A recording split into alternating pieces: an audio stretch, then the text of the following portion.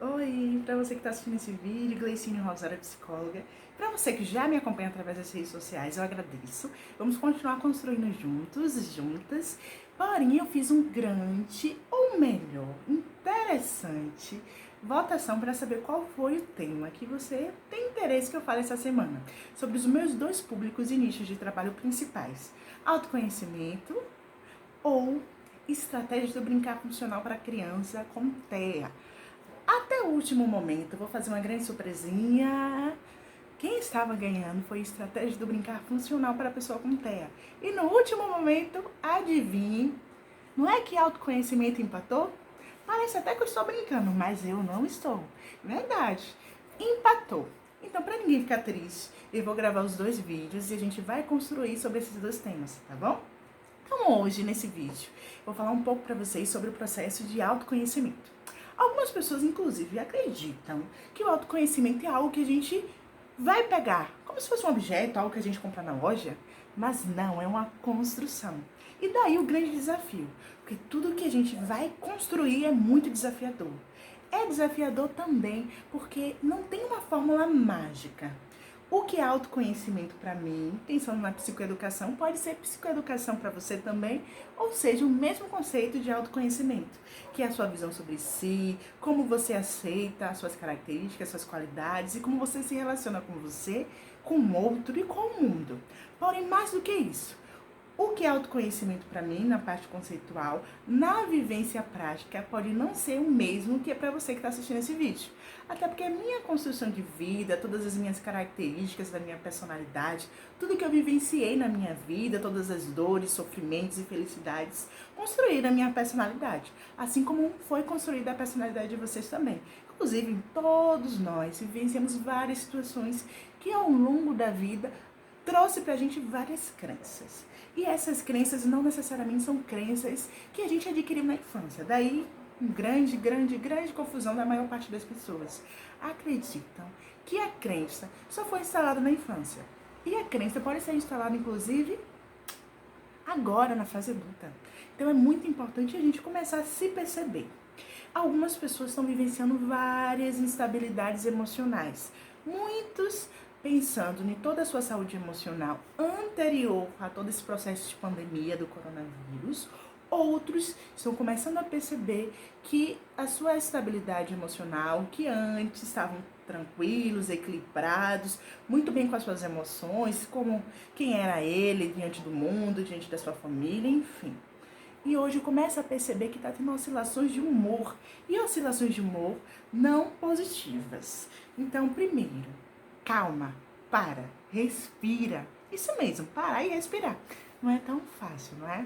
Quando a gente fala na prática, muitas coisas a gente começa a entender e até refletir na parte conceitual, na parte teórica. Mas quando a gente vai pensar na prática, será que é fácil? Eu particularmente não gosto das pessoas que começam a trazer para vocês algo que está muito distante. Por exemplo, a vida perfeita. Vida perfeita não existe, porque a gente parte do princípio que nós vivenciamos diversos desafios ao longo da vida. Desafios esses que podem trazer para a gente várias oportunidades, inclusive de crescimento. Mas aqui a pergunta interessante é: como você tem lidado com esses desafios? Tudo isso tem a ver com o processo de autoconhecimento. O quanto você se conhece? Acredito que você já deve ter passado por isso também, de ter várias situações que vocês observaram comportamentos de vocês, ou melhor, padrões de comportamentos, que vocês se surpreenderam. Será que era eu mesmo? Isso também faz parte do autoconhecimento. Tem várias estratégias que podemos lidar para começar a pensar sobre essa reestruturação das nossas emoções e das nossas características. Primeiro, a gente reconhecer as nossas características, entender as nossas emoções, ainda que essas emoções não sejam tão positivas. Muitas vezes a gente cria, inclusive, várias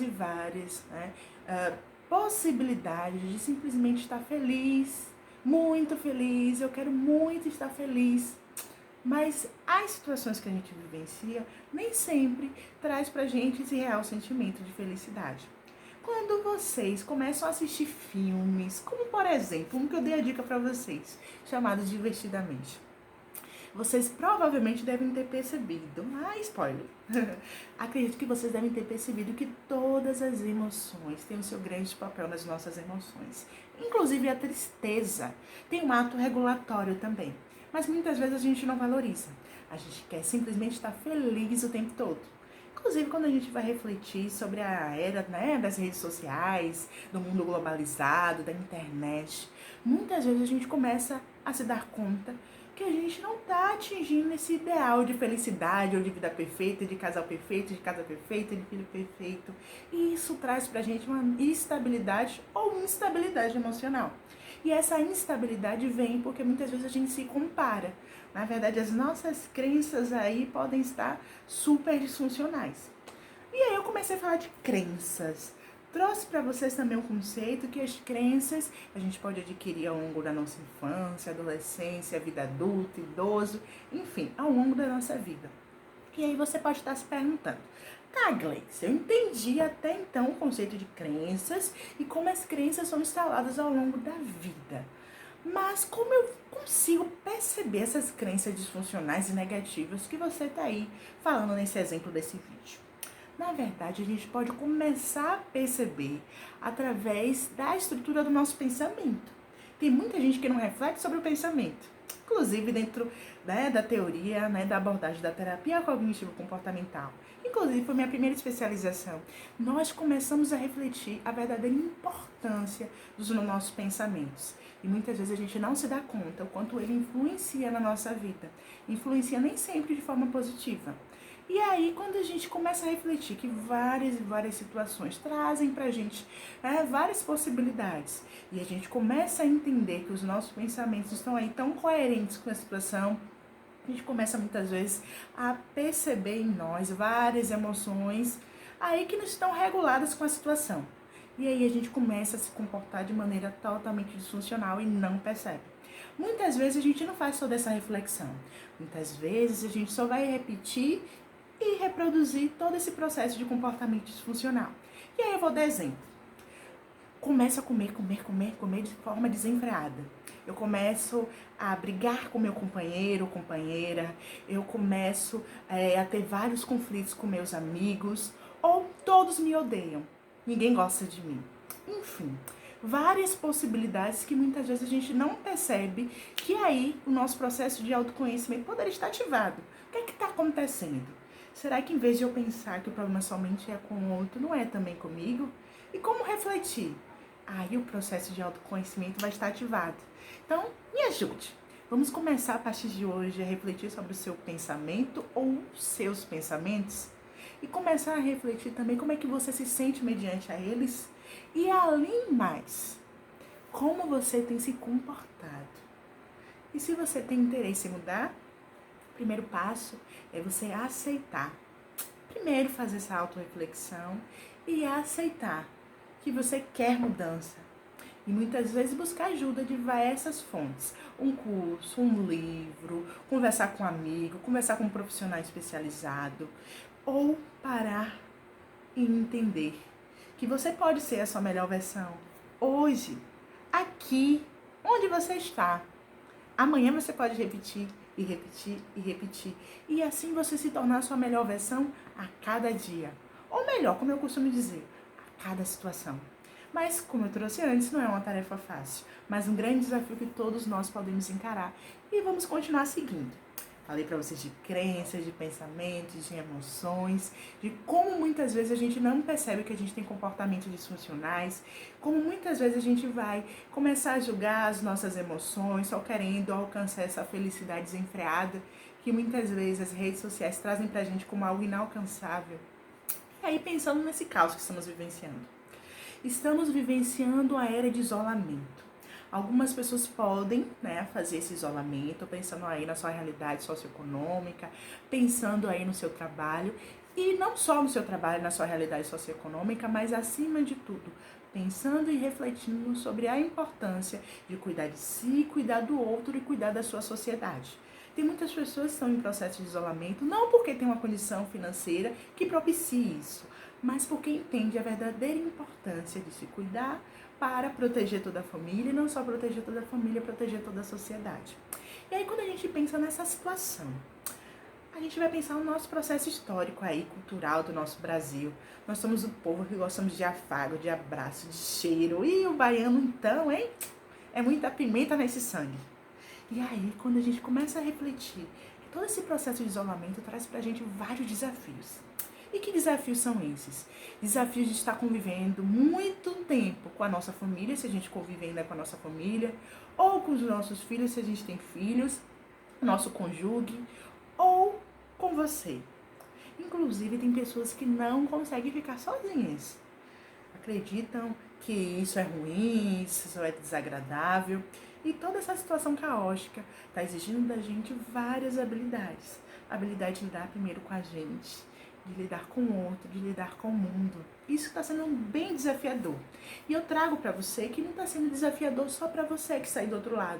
Está sendo para todos nós. Inclusive nós, profissionais de psicologia, que temos todo o processo de formação aí de 5 anos minimamente, né, para cuidar da sua saúde emocional, fora as especializações, cursos de aperfeiçoamento, livros que a gente lê, congressos, enfim. Todo esse processo longo, né, de aperfeiçoamento profissional. Ainda assim a gente se pega, né, reflete o quanto é importante a gente também cuidar da gente para continuar cuidando de você, não só no nosso processo terapêutico, mas quando a gente está lá sozinho com a gente. Então está sendo desafiador para todos nós. Então quando a gente começa a refletir que está sendo um grande desafiador, muitas vezes a gente vai começar a refletir que isso está alterando o nosso padrão de comportamento. Muitas vezes a gente está começando a observar que nossa ansiedade está muito intensa. A gente já sabe, né? Se você não sabe, aí eu reforço, né? Começo aí a conceituar para vocês. E para quem já sabe, eu continuo reforçando. A ansiedade também é um sentimento, né, comum para todos os seres humanos. Em contrapartida, a gente sempre precisa observar, quando a gente vai falar de emoções e sentimentos, a intensidade e a frequência. Isso está pareado com a situação. Está adequada à situação? E aí, fazendo toda essa explicação breve para vocês, eu volto. Quando a gente começa a refletir, poxa, toda essa situação está sendo bem desafiador para mim, está sendo bem complicado, eu não sei como lidar com os meus sentimentos e emoções, estou me percebendo muito ansiosa, muito ansiosa durante esse processo, eu não estou sabendo lidar com meu filho, eu não estou sabendo lidar com meus familiares mediante essa situação que estamos vivendo. E aí pode ser um grande convite, uma grande oportunidade. Inclusive, eu já falei isso em vários vídeos e várias oportunidades. Uma oportunidade de a gente se permitir a se autoconhecer, conhecer as nossas potencialidades, o que é desafiante pra gente, ou não. Muitas vezes você ainda não teve essa oportunidade, pode ser uma grande oportunidade. De conhecer também melhor, né, e reestruturar esses relacionamentos com seus familiares. Parece fácil, mas é desafiador, como eu trouxe antes. Então, quando eu começo a perceber, né, que as minhas emoções não estão pareadas com a realidade, ou eu começo a perceber uma grande intensidade referente à ansiedade ou qualquer outro sentimento que não está pareado com a realidade, é importante eu começar a refletir. É possível mudar? E aí a minha resposta para vocês, sempre é possível mudar. Inclusive, estamos no mundo para isso, não é? Para se aperfeiçoar e para mudarmos sempre. Então, quando a gente começa a refletir e a entender que as nossas emoções estão tendo uma oscilação, é importante a gente também tentar entender a realidade que estamos vivenciando. Falei pra vocês e a gente já reflete juntos que a gente nunca viveu isso.